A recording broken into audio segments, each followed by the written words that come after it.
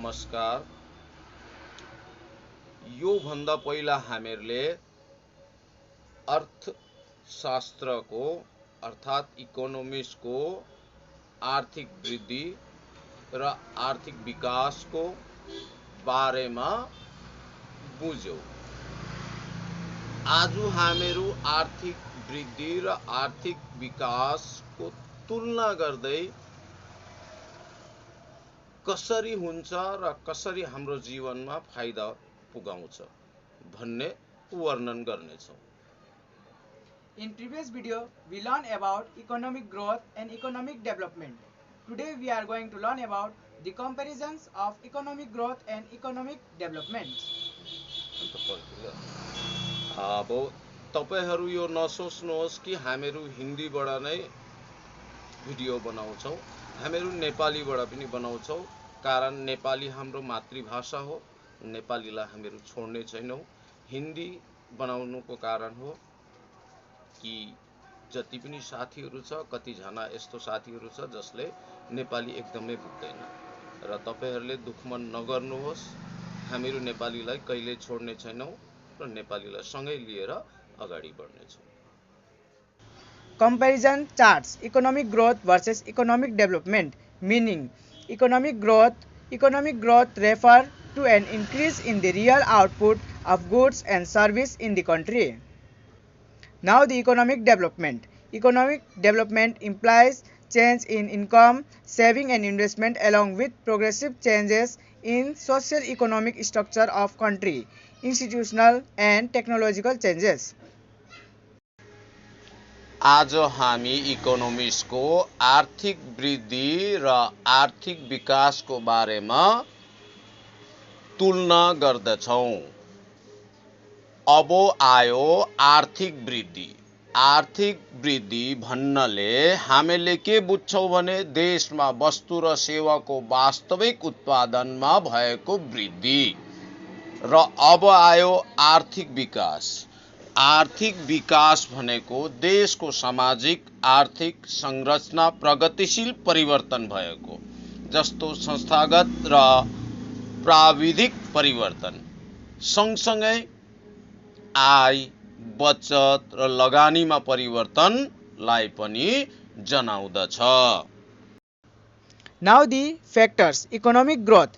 Growth relates to a gradual increases in one of the component of gross domestic product, consumptions, government spendings, investment and net exports. Now the economic development. Development relates to growth of human capital, decrease in inequality figures and structural change that improve the quality of life of the populations.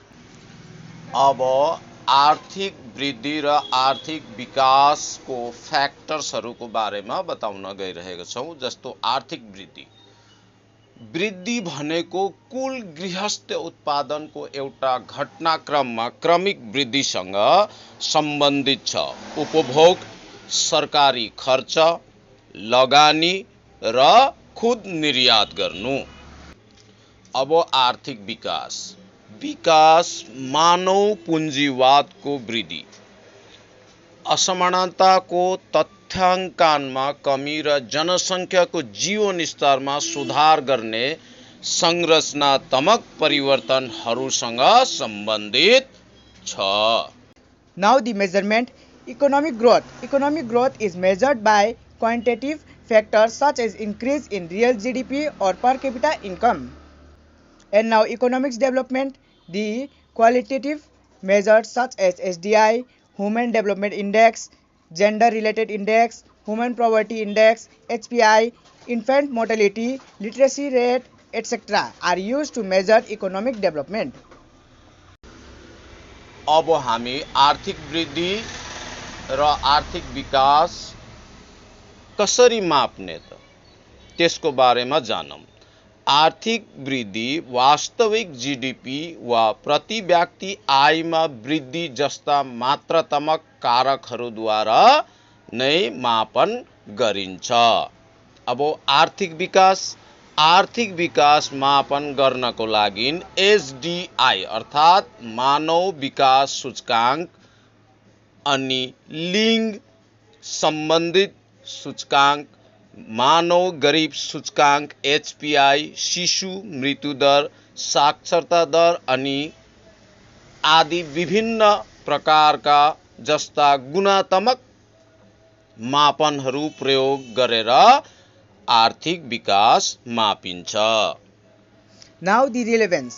Economic growth reflect the growth of national or per capita income. Now the economic development reflect progress in the quality of life in a country. अब आर्थिक वृद्धि र आर्थिक विकासले कसरी हामीलाई फाइदा पुगाउँछ त? हेर्नुहोस्, अब आर्थिक वृद्धिले राष्ट्रिय या प्रति व्यक्ति आयको वृद्धिलाई प्रतिबिम्बित गर्दछ, जसले हाम्रो वृद्धि दर बढेको हुन्छ। र आर्थिक विकासले देशको जीवन स्तरमा भएको प्रगतिलाई प्रतिबिम्बित गर्दछ।